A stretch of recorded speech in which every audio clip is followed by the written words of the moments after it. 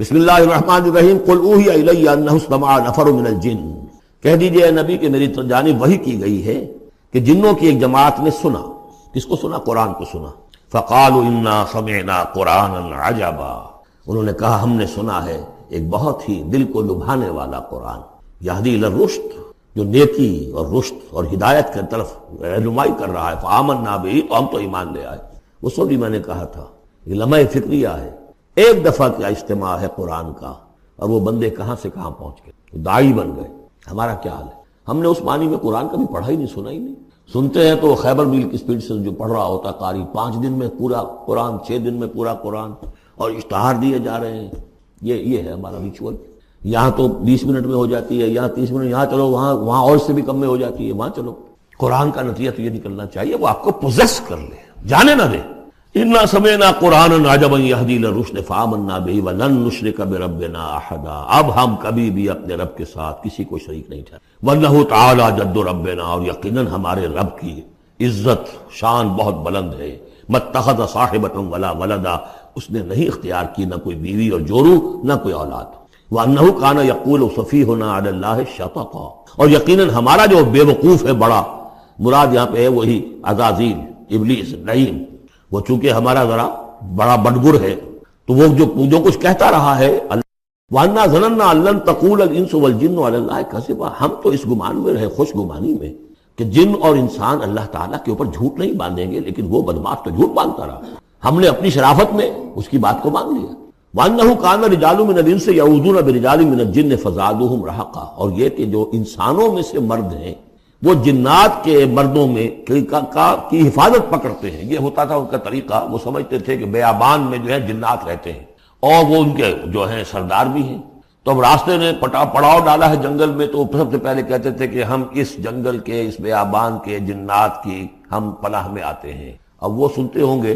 یہ بے وقوف، یہ آدم کی اولاد، ہمارے تو جد امجد کو نکال دیا گیا جنت سے اس لیے کہ اس کو سجدہ نہیں کیا، یہ ہمیں معبود بنائے بیٹھے ہیں، ہماری پناہ طلب کر رہے ہیں۔ لہذا ان میں اور سرکشی پیدا ہو گئی اور اکڑ گئے کہ یہ انسان ہو کر یہ ہماری پناہ مانگ رہے ہیں، ہم سے طلب کر رہے ہیں پناہ، تو اس سے ان کے اندر اور زیادہ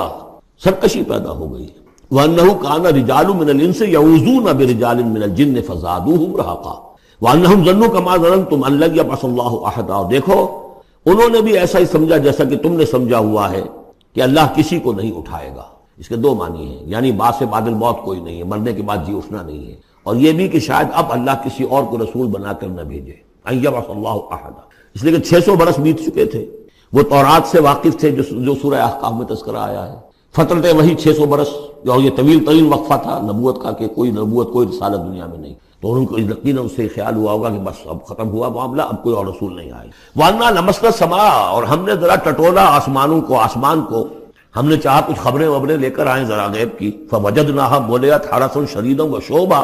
تو ہم نے تو پایا اس کو کہ وہ بھرا ہوا ہے سخت چوکیداری سے، اور انگارے رکھے ہوئے ہماری ہمیں کھدیڑنے کے لیے۔ یعنی یہ کہ ہمیں معلوم ہو گیا کہ کوئی واقعی وقت ایسا ہے،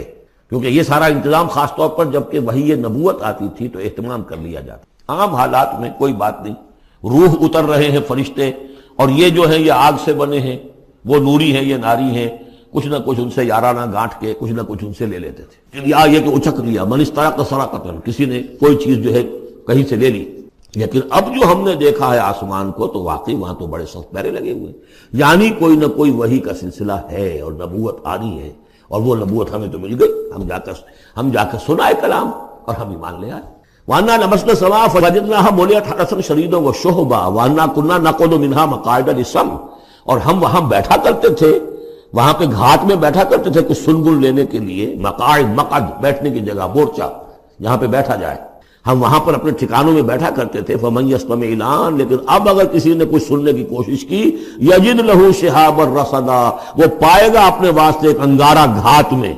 میزائل پیچھا کرے گا اس کا۔ وَأَنَّا لَا نَدْرِي أَشَرٌّ أُرِيدَ بِمَنْ فِي الْأَرْضِ أَمْ أَرَادَ بِهِمْ رَبُّهُمْ رَشَدًا، معلوم ہوتا بہت بڑے عالم تھے یہ، تورات کے جاننے والے، انہوں نے ایک ایسی عظیم بات کہی ہے یہ، ہمیں یہ معلوم نہیں کہ آیا زمین میں بسنے والے ان انسانوں کی کوئی شامت آ گئی ہے،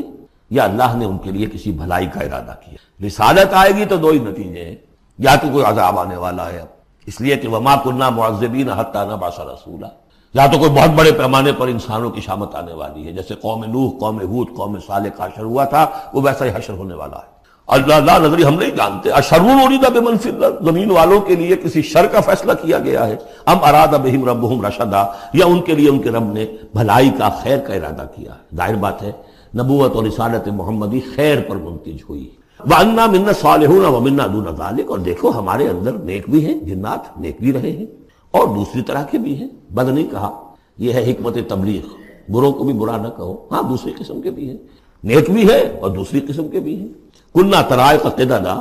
ہم تھے مختلف راستوں پر جو کہ ایک دوسرے سے پھٹے ہوئے تھے۔ یہ قددا جو آیا تھا نا، قدت قمیصہ، پھٹ جانا قمیص کا۔ وَأَنَّا ظَنَنَّا أَن لَّن نُعْجِزَ اللَّهَ فِي الْأَرْضِ وَلَن نُعْجِزَهُ هَرَبًا، اور ہم نے یہ جان لیا کہ ہم اللہ کو عاجز نہیں کر سکتے، ہرا نہیں سکتے، نہ زمین میں بھاگ کر،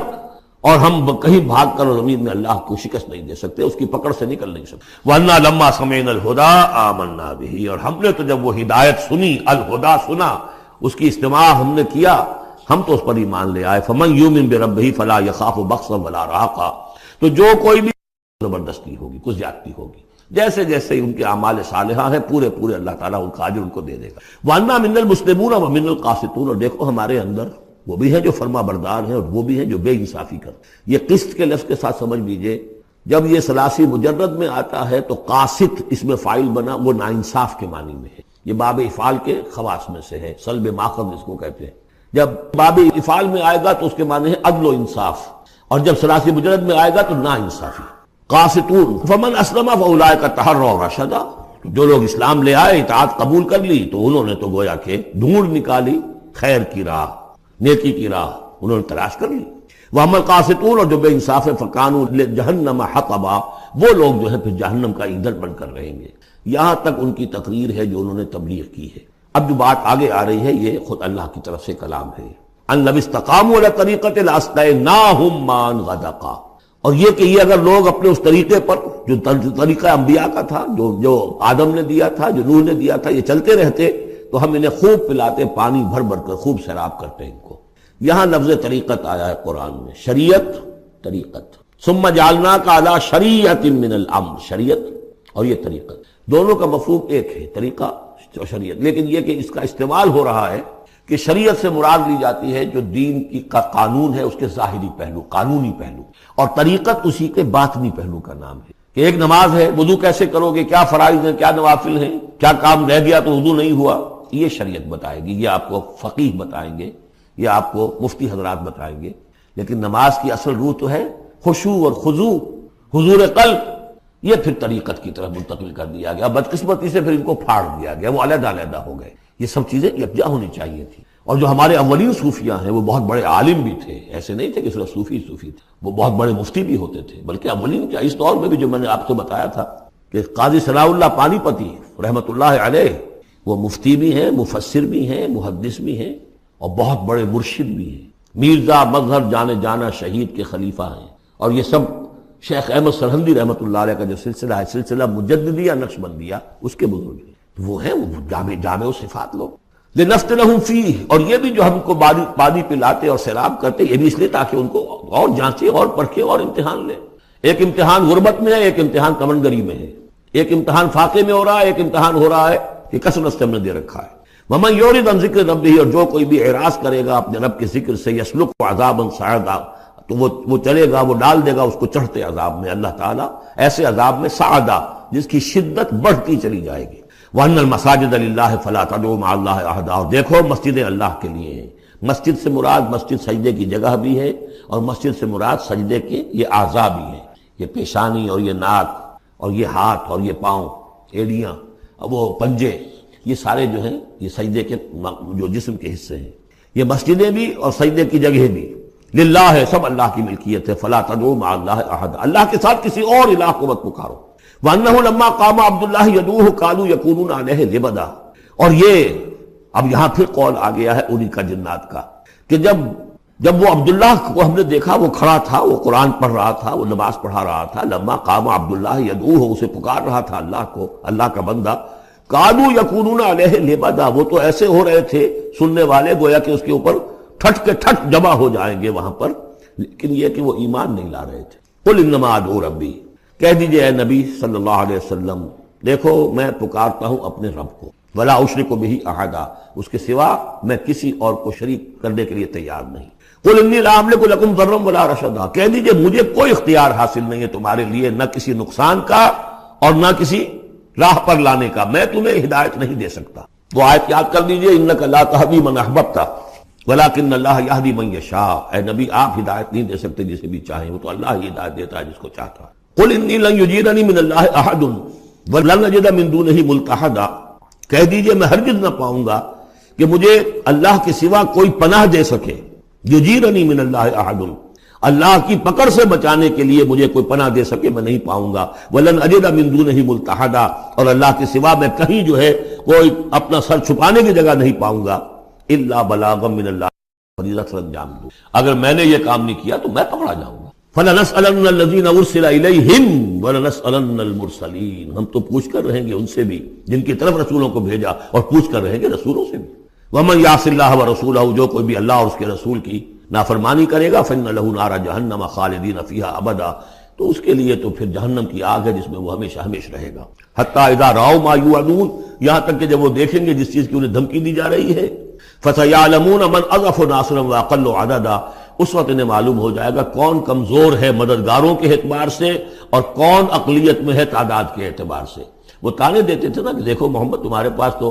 بیٹھے بھی ہوتے ہیں تو ہمارے کمی کاری بڑے لوور طبقات کے لوگ، اور وہ بھی چند ہوتے ہیں، دیکھو جا کے ابو جہل کی محفل بھری ہوئی ہے، بڑے بڑے لوگ بیٹھے ہوئے وہاں پر، اس وقت معلوم ہو جائے گا من اضعف ناصرا واقل عددا۔ یہ سورہ مریم میں بہت تفصیل سے یہ مضمون آیا ہے۔ قل ان ادری اقریب ما توعدون ام یجعل له ربی امدا، کہہ دیجئے نبی مجھے یہ معلوم نہیں ہے، آیا جس چیز کا تم سے وعدہ کیا جا رہا ہے، جس چیز کی دھمکی دی جا رہی ہے، وعدہ اور وعید بنیاد ایک ہی ہے، اصل میں اصل الفاظ ایک ہی ہے، وعید دھمکی، وعدہ لیکن حروف اصلی وہی ہے، آیا وہ قریب آ چکی ہے اسے، یا ام یجعل له ربی امدا، یا یہ کہ میرا رب اس کے لیے ابھی کچھ مہلت دے، کوئی تمہاری رسی دراز کرے، یہ میں نہیں جانتا۔ یہ سورہ انبیاء کے آخر میں بھی آیا تھا، قل ان ادری اقریب ام بعید ما توعدون، کہہ دیجئے نبی میں نہیں جانتا کہ جس چیز کا تم سے وعدہ کیا جا رہا ہے وہ قریب آ چکی ہے یا بھی دور ہے۔ عالم الغیب، وہی ہے غیب کا جاننے والا، فلا یظہر علی غیبہ احدا، وہ اپنے غیب پر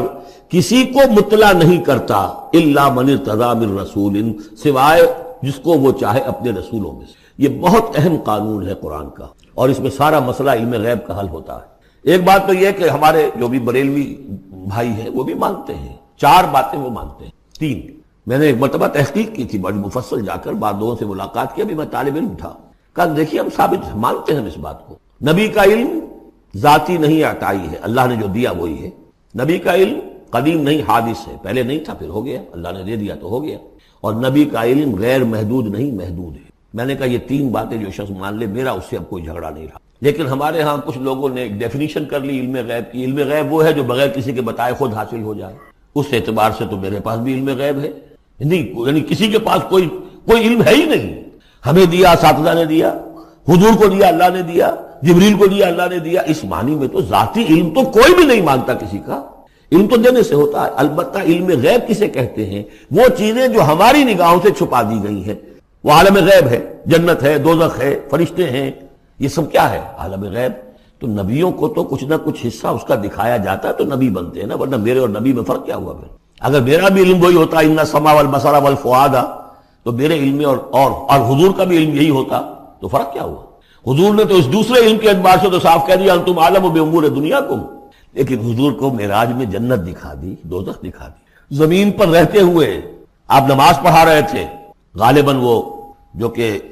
نماز پڑھائی جاتی ہے جبکہ بارش نہیں ہوتی، استسقاء کی نماز، اسی کے دوران اچانک ایک دفعہ آپ آگے بڑھے،